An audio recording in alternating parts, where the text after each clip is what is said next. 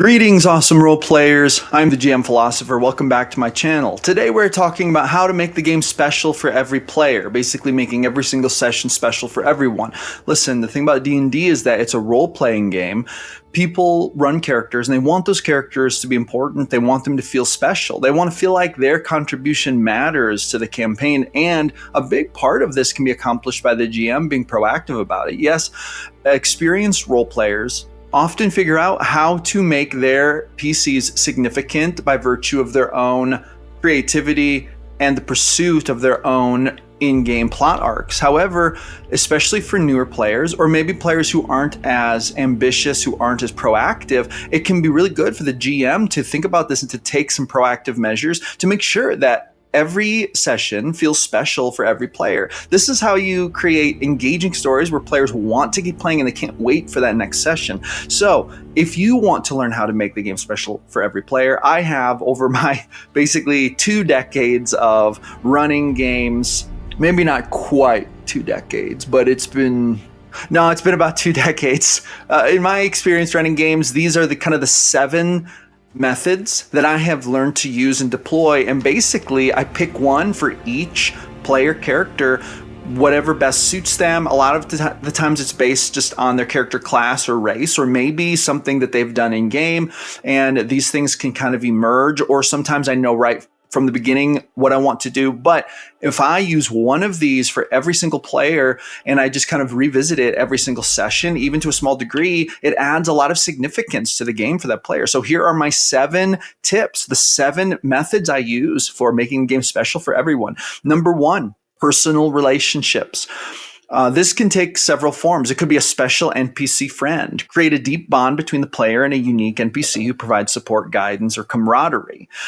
This could mean a love interest. Introduce a romantic subplot that adds emotional depth and personal stakes for the character. Or you could use a mentor or guide for this. Have an important mentor or guide take special interest in the character, offering training, wisdom, or guidance. Okay, so one example of how I've done this in my games is I one time had a player who was playing basically a high school student in a magical college for gifted children, and they were running this rogue.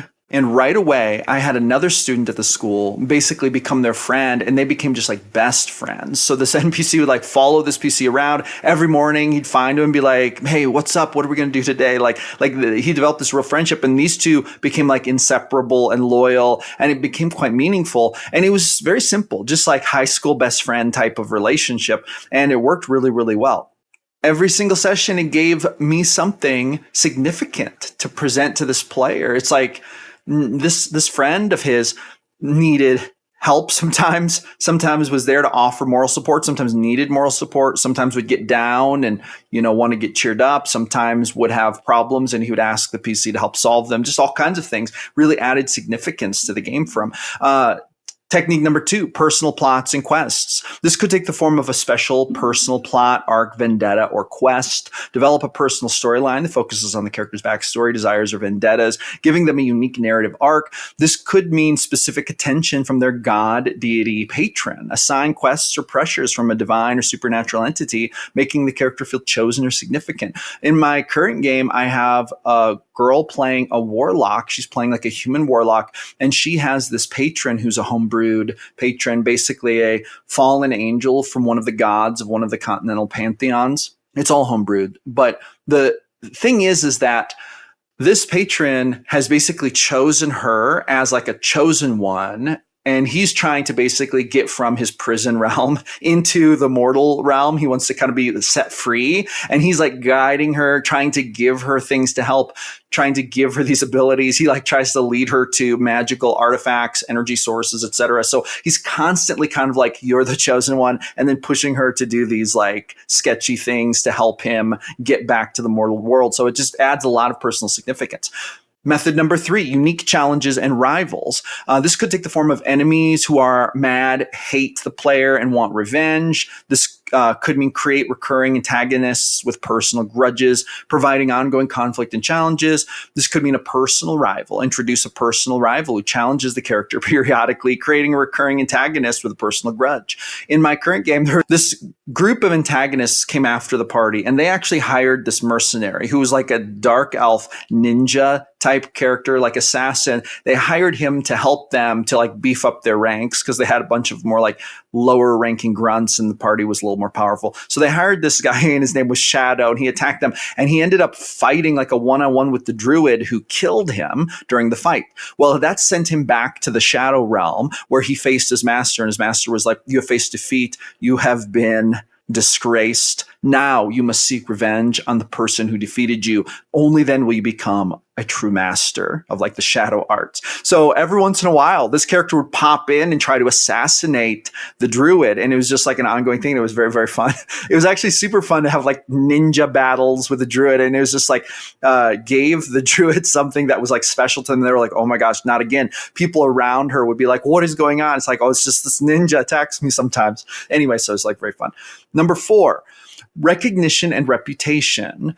This could take the form of props for their contributions, positive reputation stuff. Highlight the character's achievements and contributions, giving them a positive reputation and recognition from NPCs and other players. This could take the form of special ceremonies or events, include a special ceremony, festival, or event where the character is honored or plays a crucial role. I one time had a character playing a barbarian who's like a good barbarian, and he was actually like less chaotic and a little more lawful, but he was this barbarian who was like a folk hero type character, and he came into a village and he like ran around basically hunting down all the bad guys, trying to establish law and order. He became like this kind of vigilante justice for good, like folk hero. He was just a big friendly person, and he ended up getting a very positive reputation, and when people needed safety they would run to him. So it was like a very special kind of positive thing.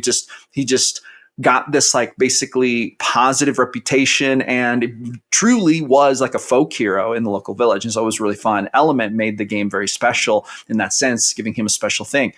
Tip number 5, unique skills and abilities. This could be unique magical item. Provide the character with a unique magical item that has special abilities tailored to their skills and backstory. This is really especially true if you make it a sentient magical weapon, which can be very, very fun.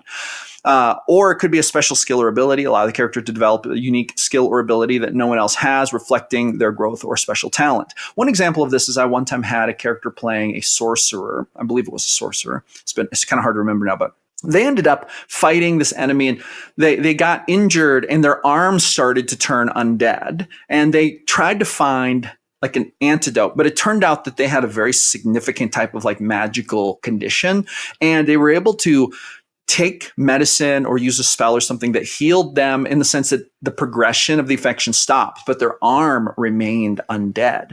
And there was this counter ego that developed in their mind. They would have these visions where the disease would kind of talk to them, but the disease took the form of them, and it was like a vision, but it was like a dark version of themselves, like an undead version of themselves, like what the disease wanted to do to them, turn them into this like undead creature. So this character had like one undead arm, and then this disease was talking to him like every session and kind of taunting him, these types of things. And so, it turned into like these mind games. And so that was kind of a fun thing to make it significant to the character, right? Tip number 6.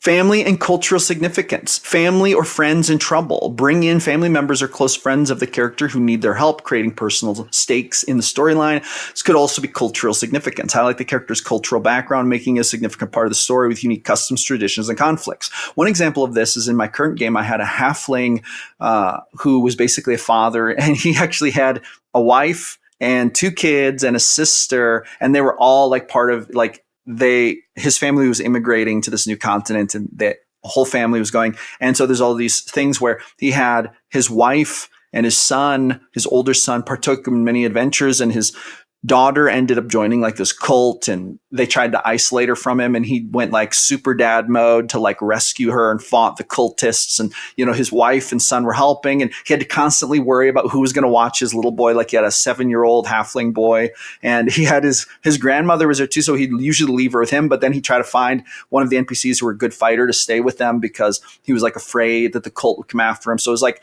this whole element of his family getting involved, and then this cult trying to isolate isolate him from his daughter was really interesting, and it really made for an emotionally charged arc. And his character ended up sacrificing himself to save his family, which is very sad, but it turned out to be very heroic and actually a really cool storyline thing. But anyway, that's an example of how I've used kind of family to make the game more significant for the player. And then finally, number 7, perhaps one of my favorites, mystical and otherworldly elements.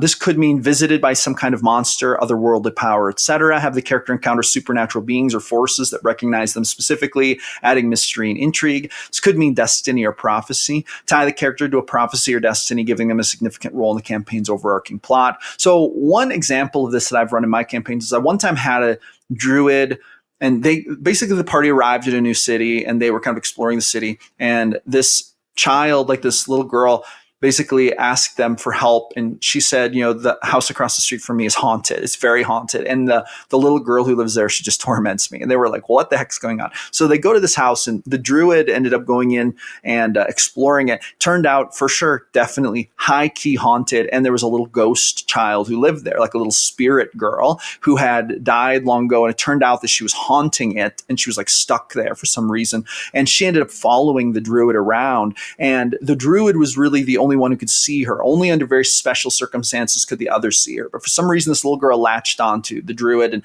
they developed like this relationship where there's this ghost girl following her around. And every once in a while, she would kind of interact with the environment.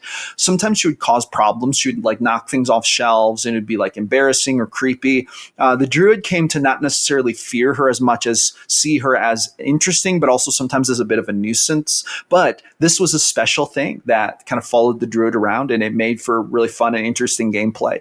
So anyway, those are 7 ways that I have found that can really help to make the game special for every player. And really the key is to make the game special for every player every session. Like, you don't have to constantly just be overloading them with quote unquote special things, but you just want to give every player a small sense of significance to help make their experience in the game feel real and significant, to make it feel like their character matters, and to give them something to look forward to the next session, even like despite where the game is headed or the plot or the bigger elements of the game. Like, despite that, on a personal level, what do they have going on to look forward to? And this can make a huge difference. All right, that's going to be it for this one. Thank you so much for joining me to talk about the best game in the world, my favorite game, D&D. I hope that you run some awesome D&D this week and this weekend, and I hope that you use some of these tips to make the game extra special for your characters. Thank you so much for watching. Hit the thumbs up and the subscribe button. I will see you all in the next one.